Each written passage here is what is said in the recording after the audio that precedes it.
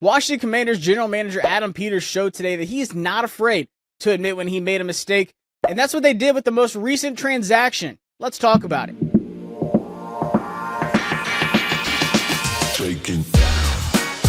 I'm Josh Taylor with A to Z Sports Commanders, and today, former 5th round pick Dominique Hampton was released by the team, and the writing was on the wall, honestly. They made him transition from safety to linebacker in his rookie year, and it just never seemed like it was working out. He didn't really see the field much at all last year, and then after just one preseason game this year, they said, look, we've seen enough. We have to make a change.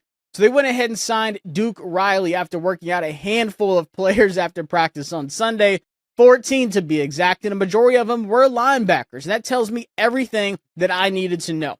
Now, Riley could be a rotational linebacker. He's not going to play a ton of snaps, but he can also give you some value on special teams as well as a tackler, which both were missing in that first preseason game. The depth at linebacker, the tackling on kickoffs, I was surprised at how bad it was, to be honest with you. That's not the Commanders team we are used to seeing, and Dan Quinn said we will be better. So they decided to make a change now and not later on before it was too late. So you have Riley as Hampton's direct replacement, but what does that mean for the rest of the linebacker room? Honestly, I'm raising my red flag. I'm concerned with what's going on defense.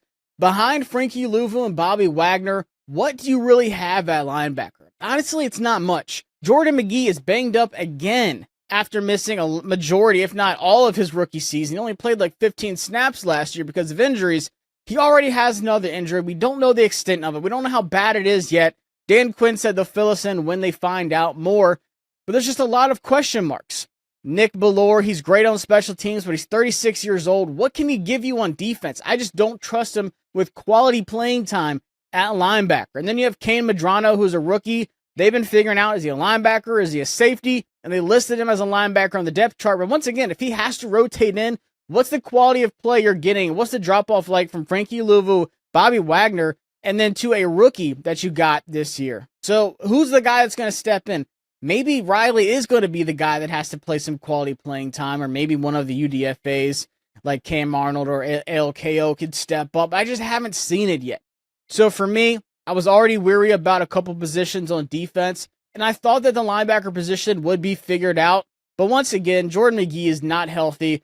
Dom Hampton wasn't working out, and we're back to the drawing board of figuring out who's going to step up and be a depth player in that linebacker room. But it also wouldn't surprise me if the Commanders aren't done adding to that linebacker room, and there's still 2 more preseason games to go to really find out what you have in your rookies and some of your young players, and even Duke Riley, who's just joining the team.